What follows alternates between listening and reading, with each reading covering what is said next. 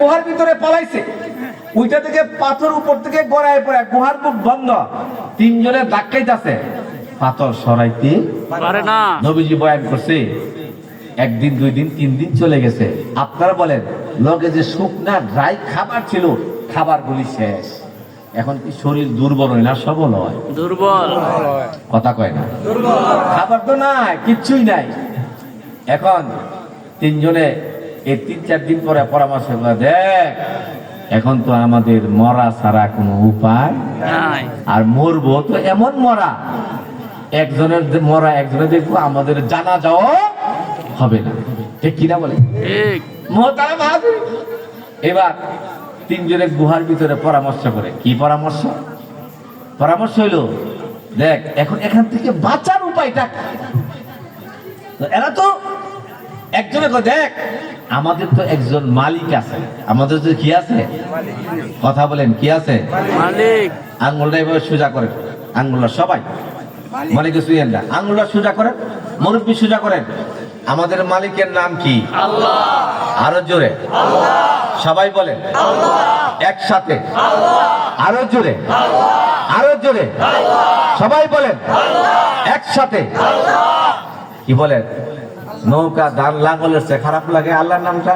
না। আমাদের মালিকের নাম কি? আল্লাহ। তিনজনে কয়, দেখ আমার তো একজন মালিক আছে, মালিকের কাছে আমরা চাই। তিনজনকে মালিককে যে ডাক দিবি, কি দিয়ে ডাক দিবি? জীবনে কোন নেক আমল করছ কিনা, বালা কাম করছ কিনা, দেখ ওই কামটাকে প্লেস কইরা আল্লাহরে ডাক দে, হয়তোবা ওই কামের উসিলায় আল্লাহ তাআলা কি দিয়ে দিব? পাথর সরায়া দিব। আচ্ছা, আমগরে যে আপনারা দাওয়াত দেন, দেন না আপনারা? আব্বা বললে আম্মা বললে দেননি? আমরা কি ডাইরেক্ট গিয়া দোয়া করে ফেলাই, নাকি সূরা ইয়াসিন, সূরা ফাতিহা, সূরা ইখলাস পড়ি? ডাইরেক্ট যদি দোয়া ধরে ফেলাই, আপনি কবেন কইতে রাগ কষে একটা হুজুর আইছে রে, আমার বাদ খাইয়া গেল গা, কোরআন শরীফ, দুরূদ শরীফ কিচ্ছুই ঠিক না? ঠিক। তা আল্লাহর কাছে চাইতে হইলে কিছু লাগে, কিছু কি? একজনে কয়, আরে দেখ জীবনে কোনো ভালো কাজ করছ কিনা? কয়, আরে আমার তো একটা ভালো কথার কথা মনে পড়ছে। একজনে কয়, কি?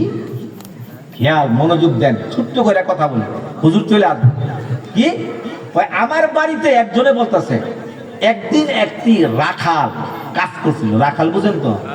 আমরা নরসিংদী বলে বদলি, মুনি, আমরা কি বলে? বদলি। বদলি কাজ করছিল।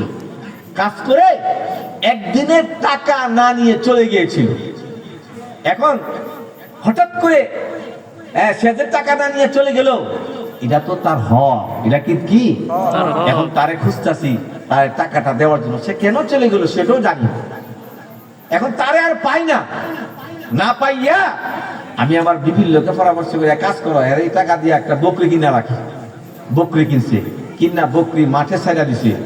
মাঠে ছাড়া ঘাস খাইতে খাইতে খাইতে খাইতে এখন বকরির বিশাল পাল হয়ে গেছে। সুবহানাল্লাহ। তারে আর খুঁজা পায়। অনেকদিন পরে দেখে এই লোকটা তার বাড়ির সামনে দিয়ে যাচ্ছে। সুবহানাল্লাহ।